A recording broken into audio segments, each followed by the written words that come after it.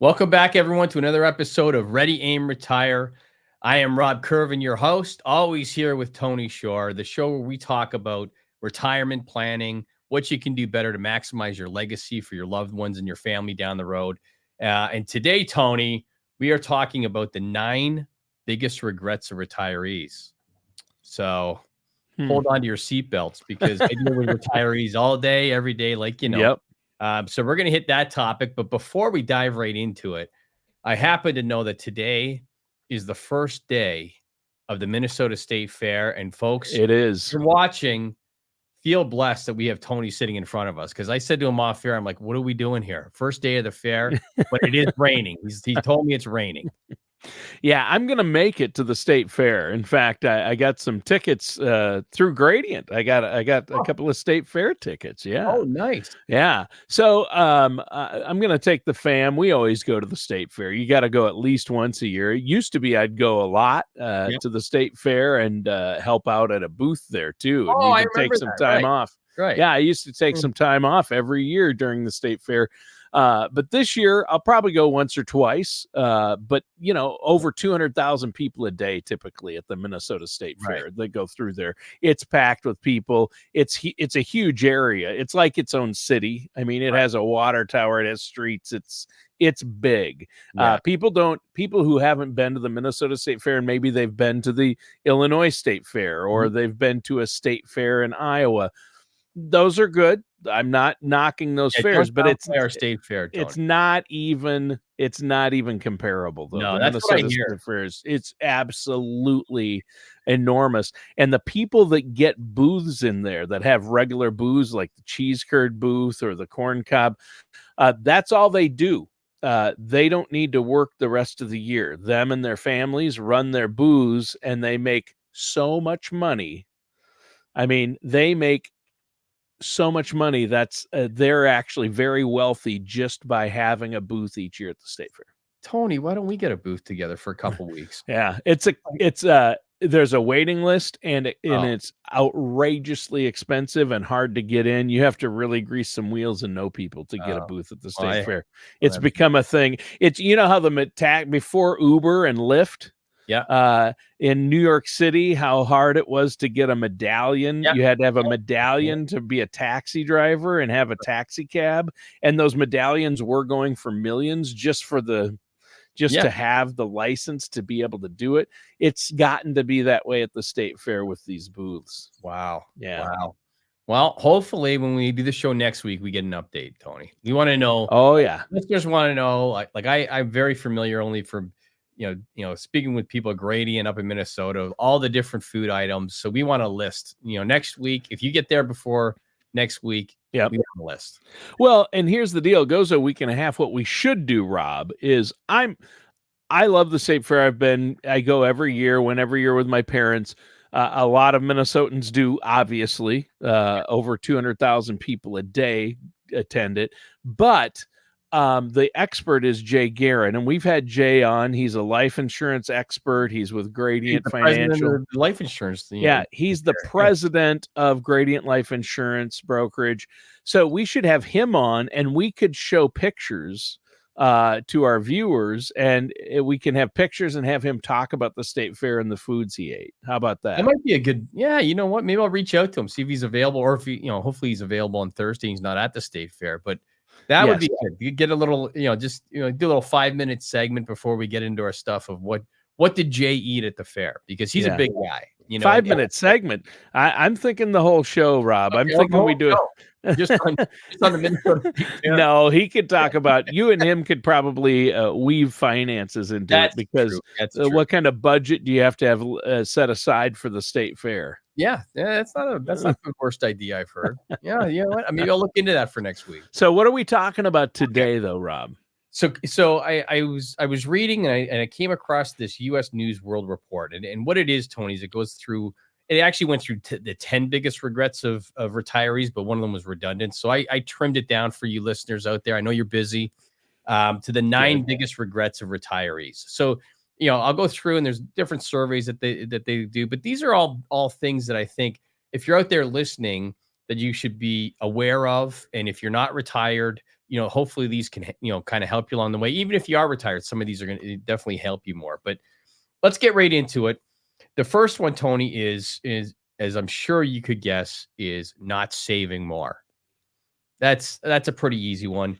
More than 60% of retirees wish they were more consistent with their savings. And so I looked at that one and I was like, what's the solution to this? And the solution is pretty simple, is when you work with somebody to have a long-term retirement plan in place, they'll keep you on track and hold you accountable. So if you're out there on an island doing everything by yourself, like many people do, life gets busy, you're just doing your thing. Yeah. When you engage a financial planner and you say, you know what, I want to get this in order. And most of our clients, they're 60 plus, but we probably have 10% that are, I would say, in that 30 to 45 range. People that are, have good jobs, want, take this stuff seriously. Maybe they're kids of my clients, actually, a bunch of them. And then they start working and we say, listen, let's start saving here. Let's start doing it. And then they're kind of accountable. They're totally held accountable. And when you make yourself accountable, you'll save more and you won't have that regret down the road. And I know it's tough, folks, but definitely one is the number one is not saving more, which is pretty, to me, pretty obvious, but maybe to some of the people not. Yeah. Well, and I think, and I hope I'm not stealing the thunder on one of the other others on your list, but regarding savings, for me, I'm not even in retirement yet, and I already regret not starting saving for retirement earlier. Like when I got my first full-time job out of college, when I'm 21, if I had started putting money in a Roth IRA, I'd be set right now. And I'm like, I'm kicking myself because the good and bad news is my daughter, who's 21, has a Roth and she's putting money into a Roth. And she's 21 years old. Isn't it great? And I want to be happy. And people are like, aren't you excited? I'm like, no, I'm mad at myself. I'm upset. I'm jealous. You're paying it forward, Tony. You're paying it forward. I'm living in, obviously relative poverty, radio show co-host salary. But if I had started, seriously, if I had started saving at 21 and putting money in, say, a Roth, I mean, that's huge. Yeah. You're right. And it's like anything. We've done shows on that. That's a regret. The earlier you start, it just benefits you. It's just so much. You have to put so much less in to get the same result as if someone started at 40 or 50, right, or so on and so forth. So that's 100%. But true. Saving, I know once people hit retirement, they wish they'd saved more. Yeah. Always. And I can't say always. Some people are. I have a lot of clients that are diligent savers, but there's definitely a lot. When it says 60%, that's probably the number with me. There's probably 60% say, you know what, I wish I saved more. So something to keep in mind. The next one, and this one you may believe, you may not believe, is saying yes too often. So lending money to friends and family can have a long-term effect on your retirement. And I have many clients still. They're in their 60s. Their kids are in their 30s or wherever they're paying the cell phone bill. They're paying the car insurance. They're, you got to help your children out. I have 3 daughters and when they need help, yes. But they, when they move out and we get them launched, you have to have a little pain in that. You have to have a little, like I remember when I got my first job out of college and I was living in this dump and, just kind of trying to make things work. No one was giving, we didn't have cell phones, obviously, but nobody was paying my rent and nobody was doing any of these things. And you kind of had to make it on your own. You weren't paying your cable and phone bill. Oh, nothing. Like that was just like, okay, you're off the payroll. And I see that a lot still. And it hurts people's retirement. I see a lot that they're actually paying the kids' student loans. They're doing these things because, hey, you know what? I'm a parent. They want to be a great parent. And they feel like, you know what, I want to help them out, but and I've had this discussion with my children, and they don't like it, but they will benefit. They will be the benefactors, down the road because they'll be self-sufficient, and we will always help them out. Like they get in pinches, obviously we're there to help them out, but we're not there to be a consistent third paycheck of the month, and that hurts a lot of people. And even things like saying yes too much, it's children. What about going out on trips on a whim, living your best life without taking care of your savings first? if you take care of your savings first, if you have a plan with a purpose and go, you know what, every check, this goes into my emergency fund. This goes into my retirement savings fund. And this is what I have left over. And when I have this stuff left over, okay, well, hey, you know what? I'm going to save up and go on this trip. Or I have enough. I'm going to just go on this trip on a whim. That's a great strategy. But not doing the two other things beforehand is not. And just going on these trips and buying these cars and leasing these things and living this great life. And it's great. When you're in there, that's great. But I'm here to tell you, 20 years from now, you're going to be like, oh, you know what? Maybe I did things a little differently. So that's definitely a big one too. Sure. And I want to add to, help. We all want to help our kids, like you say, and that's everybody's natural tendency is to, hey, whatever the kids need, I'll do whatever it takes. But I use the airplane analogy when they tell you the oxygen masks in case of emergency drop, you're supposed to put yours on first before you do your children's and the elderly, help them. And here's the reason. If you don't help yourself first, you're not going to be able to be there to help your kids long term. So you gotta pay yourself first. And then if you have enough money after that, then you help your children. Right. And that's a fantastic analogy. And that's kind of, and people tend to nowadays, it's much different than when I was a kid, and now it's, and maybe we're just, more giving, maybe, I don't know what it is, but people generally, really give a lot to the kids and keep them going. And these kids will wake up at 40 and be like, oh, geez, now what do I do? And I don't think that helps. I think in life you need struggle. Mm-hmm. I think you need to battle through a few things. You have to be broke. You have to be wondering whether to buy the mac and cheese or the soup, not the steak, not the chicken. You need to have that conversation with yourself, or the ramen noodles. And you have to do that. And I'll tell you, and I'm sure a lot of people can relate. I look back on my life, and some of the best times I've ever had are when I had zero money. Like, I'm telling you, the best, like doing stuff like that, when you're in the thick of it, no, but looking back, there's so many funny things that you did to make things work. And it's, they're actually good times. Let them. That's part of growing up. It's part of life. Right. Yeah. Right. And if you have everything spoon fed to you, you're not living life. You're on you're still on the umbilical cord like the entire time. Right. Yeah. Okay. The next one, Tony, number 3 of the 9 biggest regrets of retirees. So, ignoring inflation. Now, this is an interesting one because it's been non-existent for the past decade coming into the current cycle. So most people, like, you didn't really notice anything really going up, right? You just kind of did your thing, and no one, when you're planning, kind of said, okay, if I have 80,000 a year, I'm going to be good, for the long haul. And now we've just kind of had a wake up call over the past 3 or 4 years of, whoa, things can get out of hand. Things can get really expensive. All of a sudden, getting a steak at local grocery or meat market is become a treat. Where before it was like, hey, let's get some steaks tonight. Now that was $20, and now it's $40. So it definitely makes a difference. So not having that in your plan, and I think more people are waking up to this. But if you have a financial plan that addresses this concern, and when we do our compasses, we always have an inflation number in. Now, granted, it's always been pretty low. It's always been running 1.5, 2. It's been low, but that's where inflation was. So having that plan and having it adjusted for inflation, so we don't wake up in 10 years and go, we can't do the things we thought we were going to be able to do. Right. And now, like yesterday, the inflation number came in softer. So that's good, but it's still 2.9%. Before this all happened, we were running 1.5, 2, somewhere in that zone. And we're kind of happy. And the stock market's kind of happy, Tony. If you remember our conversation from last week, when, panic's not a plan. Well, geez, how do we sit this week?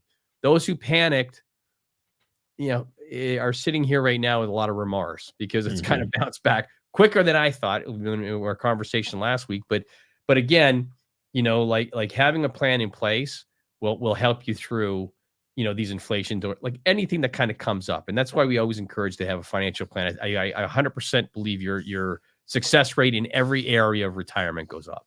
Yeah. Yeah, for sure. It definitely does. Inflation. I know you, like you say, though, you've always calculated in to your clients' plans and people you meet with a number for inflation, Right. right? For their retirement income, you've got to factor in the cost of goods going up over the course of somebody's retirement. People can live 20, 30 years even in Oh, for sure. retirement. So Yeah. you have to calculate in, uh, you know, inflation. For Although, sure. like you say, the inflation numbers are better. The markets are back up. So, it's just you can't overreact either, right? No, you can't all of a sudden start running a 7% inflation number. That's not realistic. It will No. come down. The Fed mandate is to keep it around that too, but you go through little times like we just went through, you better be prepared and you better, not have been like, robbing the cookie jar, taking more out than you probably should be taking out. And then all of a sudden, you're in a tight spot, and Yeah. all those things kind of come together. Sure. The next one, Tony, number 4. This is a big one for what I do, waiting too long to plan. So here's a stat. Baby boomers were a median age of 34 before they started saving for retirement outside of a company plan.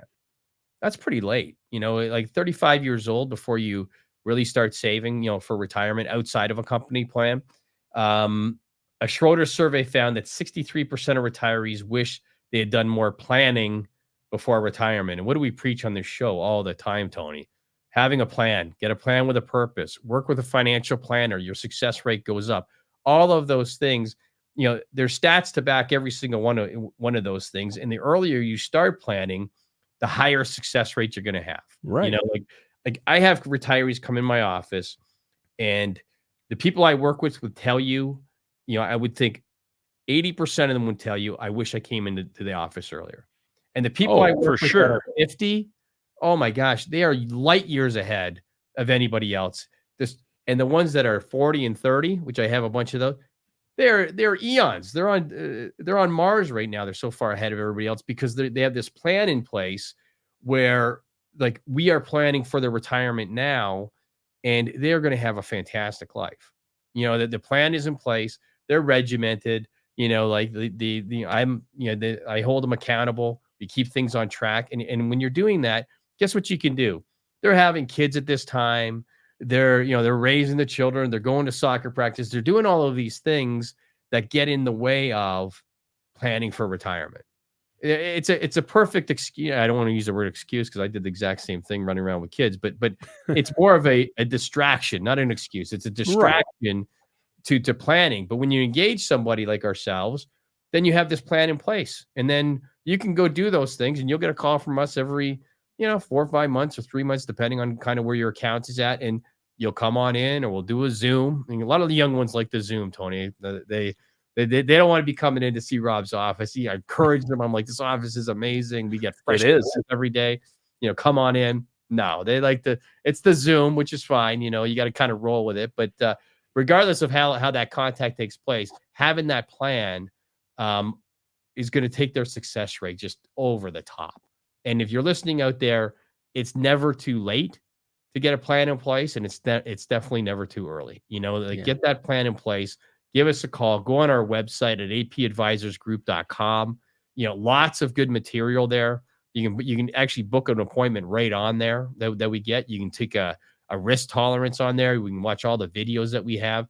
Educate yourself. Take a little bit of time, and the little bit of time that you take now will benefit you forever. And there's an old stat that I use, when I speak, in front of audiences where people will spend more time, Tony, planning for a vacation than they will their retirement.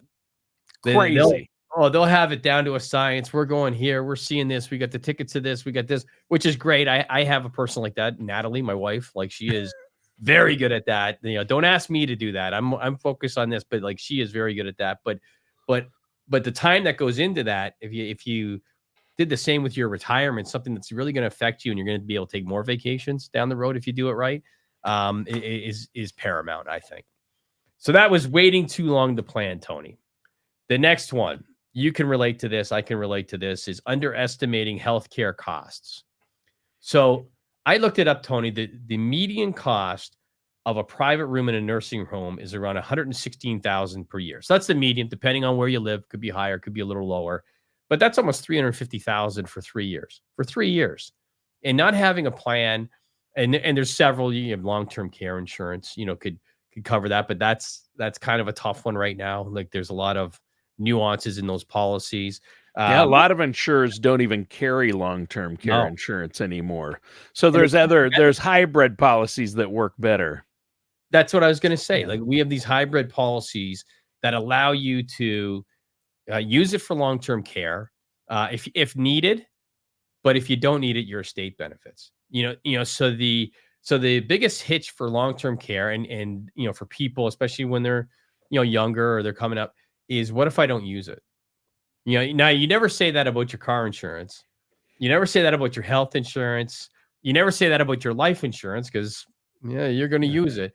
But with the long-term care, everyone feels that they're going to be a little bit more healthy than the next person. Mhm. But people will, if you're out there and you're married, one of you is going to need some sort of care, 100%. And the stats are there to back it. So yeah, if you're not a long-term care person, you're like, I don't want to, just pour the money away. And we don't do a lot of it, Tony. We do more of the hybrid policies. We do the more that if you need it, you can use that benefit. If you don't need it, your estate benefits. So that money is just not being given to an insurance company with no future benefit, possibly. You still get the full benefit from it. But underestimating the healthcare costs. And I get a lot of people in here, and sometimes I'm blown away, Tony, where they're getting, they have some sort of condition that Medicare is paying a certain amount, but they still have to pay this other amount, and it's a lot, and it's, it could be 1,000 a month, it could be 2,000 a month. I have a client, is paying that, so, they can really creep up on you, and you have to be prepared for that. And you have to have a plan that makes sure that your portfolio is flush enough through all of retirement that if you hit these little pitfalls, that you're going to be able to, handle, and your family's going to be able to handle it. Yeah. Uh, Yeah, healthcare costs are outrageous, and you have to have a plan Sure in are. place to deal with it. 100%. And just knowing like what Yeah. happens, and we have conversation. What happens if I need long-term care? Well, this is, we have this bucket here just in case, or we have, remember that hybrid policy that we have that allows you to use it for long-term. Oh yeah, I forgot about that. Okay, great. Yeah. It's all getting those points in a row and making sure your entire retirement life is talking to each other. And Medicare doesn't cover everything. There's still premiums, there are still deductibles, there's still copays. Some people think, well, when I'm retired, I don't need to worry about healthcare costs because I'll have Medicare. But yes, you will. There's a Right. lot of things it doesn't cover, like A lot long-term of things. care, vision, dental, hearing. And even there's a lot of prescriptions it doesn't cover, Tony. Like Right. if it's specialized, and you have like a cancer drug that's kind of out of their range, you have to pay for it. It's not all covered. A lot of it is obviously, but like not all of it. The next one, and this one's, I have a good story on this one. Keeping two homes. So many people, you're in Minnesota, I'm in Chicago. We'd like to have that second home somewhere sunny, somewhere south, down in Arizona, Florida, wherever that may take us, right? These second homes, though, come with several expenses. You're running like a home, even if you bought it outright. You still have taxes. You still have to, if you're not there, and it's a place in Florida or Arizona, you still have to have the AC on right now. Like the AC's still got to run. The house can't be like, dead air. It's the AC's got to run. You got landscaping. People have to come in there. There's repairs that just kind of come up. And it's a great idea. And if you can do it financially, it's a great idea. If you've worked it out and it makes sense and you have the cash flow necessary to be able to do it, then I think it's a great idea. But where it's not a great idea is doing something like that and kind of running tight. Where all of a sudden you can't do a bunch of different things because you got to pay for this thing down here when you're living here and you're there for 6 months. And I have many clients that have too. But I'll tell you a quick story. So my mother came to me maybe 10 years ago, 12 years ago. So when she was retiring, she said, Rob, I'm going to buy a place in Florida. I'm going to spend, 5-6 months a year there. It's going to be fantastic. And, all of this time. I'm like, Mom, I think that's a great idea. I go, but here's what I would do. I would go down there the first year and I would rent a place for 2 months. And she's like, well, you're pouring money down the drain. I go, not really, because you're going to get a feel of kind of where you're at and then see if you like that area. and then see what happens. So she went down there the first year, rented it for 2 months. Then she came back and I'm like, so how'd it go? And she's like, you know what? I liked it, but I'm going to try the Panhandle next year. So she rented up there. And then she went 1 year to New Mexico. And then she actually went to San Antonio, Texas 1 year, even though it's not as warm, but she kind of liked that. So it ended up for her, even financially, it was just a much better deal to go somewhere for 2 months or 2.5 months, pay the rent, of the place and be able to hand the keys back when you're done. So when you think of, if I rented a place in Florida, let's say that cost me $5,000 a month. So it cost me $10,000. So people are like, oh my gosh, I'm just pouring that money away. Well, if the AC unit goes in that place you're renting, that's probably 5,000 or 6,000. The taxes on the place that you're renting are probably 5,000 or 6,000. Oh, taxes are huge, and property taxes nowadays in a lot of places, especially places that don't have state tax like Florida. You make it up in property tax. You pay 100%, a lot, right? Yeah, and so you have these carrying costs that you still have to do the repairs and stuff. So I'm going to tell you, it worked for her, and I have a few clients that do that, but or they go down for a month or whatnot. And I just think that, to me, depending on your financial situation, that can be a really good solution. And you get to see a lot more stuff. Like she went, she went everywhere. She went like West Coast of Florida, East Coast of Florida, like up on the Panhandle, really like that area. Was in California 1 year. So she kind of checked out everything, So one, flexibility, if you want to see the world and kind of get to know different areas, I think it's a great solution than having two homes because you feel like that's what you always wanted. You always woke up, I can't wait I'm going to have a place in Florida or Arizona or whatever the case may be. Make sure that you sit down with your financial planner and say, does this make sense? And we do that all the time. And I'm going to tell you, half the time it doesn't make sense. Financially, it just does not make sense. You know what? You're going to paint yourself into a corner that someday down the road is going to be that'll be your regret while you were retired. It'll be a whole different show. Next one, Tony, investing improperly. So this one we've noted on the show, Tony, like many times over the years, of individual investors average far less than the S&P 500 due to their emotions. And these are statistics that are available for everybody out there. That's the stat. What happens is last Monday, when the stock market went down like 3.5%, 4%, the reason it goes down, Tony, is because people are selling. So people are selling, they're selling, and the market was already trending down, they sell. And then they have to make the perfect decision when to get back in. And here we are, literally a week and a half later, and it's almost back to where it was. After the 10% drawdown. It's close. It's not quite there yet, but it's going up today as we speak. It's going up today as we speak. Right. So if I'm the guy that sold last Monday, is today the day I get in? Was it yesterday? Maybe it's tomorrow. Do I have to wait till it goes down again? And that's why they average a lot less, over time. And when you're on an island, especially when you're saving for retirement or you're in retirement, having a backstop like us, and when we're sitting down with clients, and we've said this, for most of the year, that expect a correction. We haven't had one. Expect that nobody knows when it's going to come. Nobody knows the shape it's going to be in, Tony, but it's going to happen. And in most years, you at least get a 5 to 10, 12% correction. So it happened. When they work with us, because we're preparing them from this, they're not like, oh my gosh, what do I do? We don't have any panic. I got one email on Monday. One. I didn't get a phone call either. We got one email of all the clients we deal with hundreds of clients. We had one, because these guys are educated. We let them know what's happening, and making sure if you're not speaking with your financial planner, at least at a minimum a couple times a year, speaking with them, sitting with them, look around, because you have to have these conversations, because then when the market goes down, you're not going to sweat it. And most of our clients are like, Rob, we don't even watch it. That's not our job. That's your job. We know, we got the plan. We review it. We're doing our fun things. We're going to Alaska on a cruise, and we just rented this house in Michigan for our family. We're going to do a week there. That's what you should be worrying about. But the do-it-yourselfers out there, and there's nothing wrong with it. If you got the time and you have interest in it, and I've always said this, go for it. And if you have patience and if you're regimented, go for it. But for the most part, you just don't do as well. The majority of the investors buy high and sell low. Yep. That's why it's And that's a long-term averaging. fact. That's a statistical fact. Mm, Study after study, every year they do it, and they look at investments, and all these big firms look at how people have done, and people, the majority, over 50%, in fact, it's probably closer to 60 or 70% of people end up buying high and selling low. 100%. Yeah. Because you have that emotion. With us, we're managing, we with the partners at Gradient managing portfolio strategy. There is no emotion, Tony. It's No. fundamentals of the company. Do we like what they're doing? Do we like where they're going? It's technical, support levels. So we're looking at things that have zero to do with emotion. You're looking at your account and going, oh my gosh, I'm down $10,000 today. I should sell. I should sell. I should sell. How's Or that you're possible? looking at the headlines telling you the sky is falling, and you're like, oh my goodness. Very short term too. Like, do you plan, like Tony just said earlier, do you plan on being retired for 20, 30 years?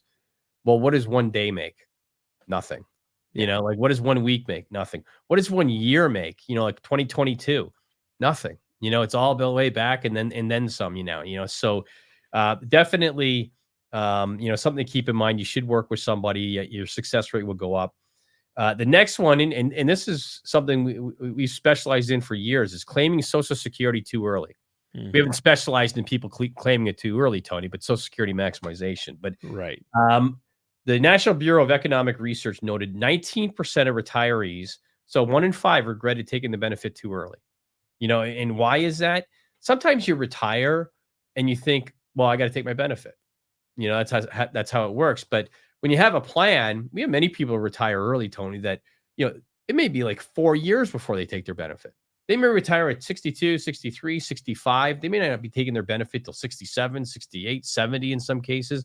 So taking it too early, what ends up happening is not only to get a massive discount of what you could have had at full retirement, but then the compounding that goes on top of Social Security when you get a cost of living increase is on a smaller number. So you're kind of hitting yourself left, right, and center when you take it too early. And some of it is just because you've never worked with anyone like us and you don't know any better. If you have accounts sitting at a brokerage house, but no one's calling you out and saying, "Hey, Rob, hey Tony, you know what? You should talk about your Social Security election."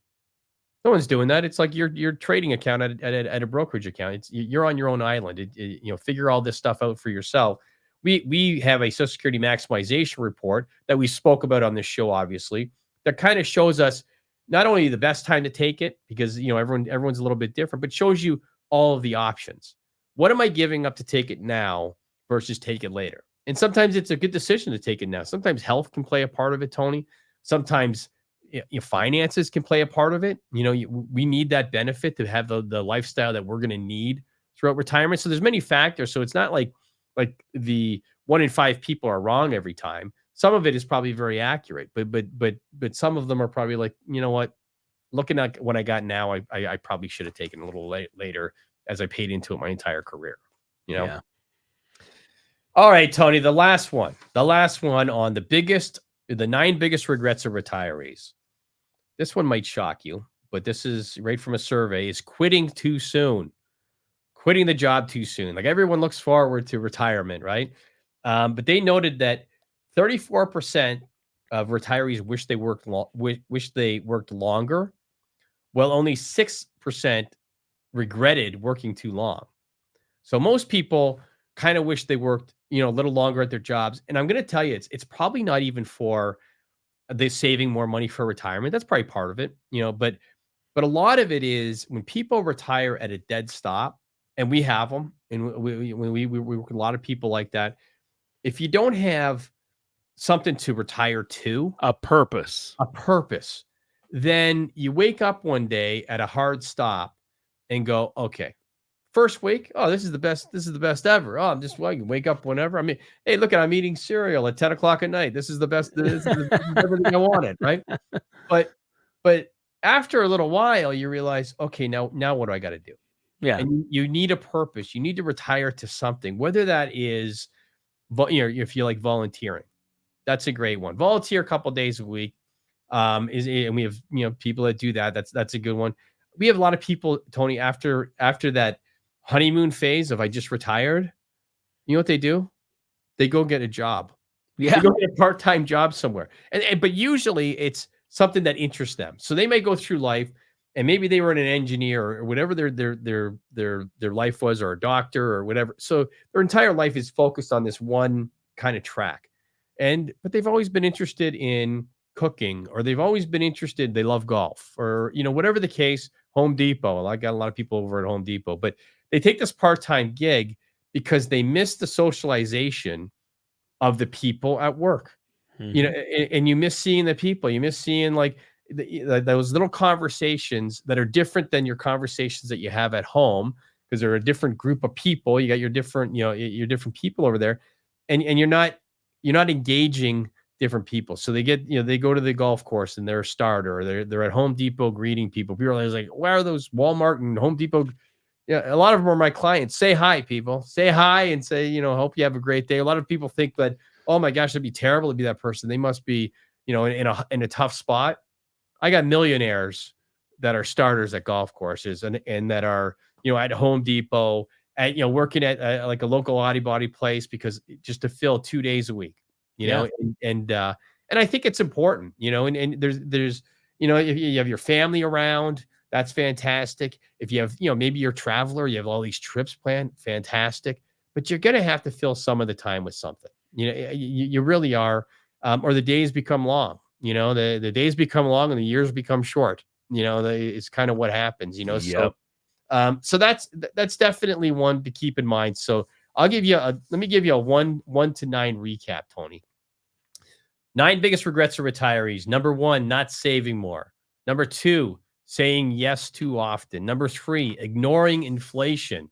Number 4, waiting too long to plan. Big one. Number 5, underestimating healthcare costs. Number 6, keeping 2 homes in retirement. Number 7, investing improperly. Number 8, claiming Social Security too early. And number 9, quitting the job too soon. Yeah. There we have it, Tony. No, those were really good, and things that you should work on overcoming so you don't have those regrets in retirement. Before we go, Rob, let our listeners and viewers know how they can get a hold of you to set up a consultation. 100%. You can call us at 630-780-1099, but I would encourage you to go to our website at apadvisorsgroup.com. And the reason I say that is you can get an appointment there, obviously, but there's a lot of information there that can help you. The YouTube is up there. A bunch of our podcasts week over week are up there. There's great articles on there. Our blog is on there. So there's a lot of things on there that I think can help you out as you're sitting there scrolling through different, I'm the same as anybody else, sitting there looking at different ways to retire and what do I need and how much do I need? All these kinds of things. Go on there, folks, and then book an appointment on there. Come on in, sit down for a half hour, 45 minutes. Tell me your story, and we'll see where we go from there. All right. Well, thank you, Rob. And listeners, thanks for tuning in. That does it for today's episode of Ready, Aim, Retire with our host, Rob Kirvan.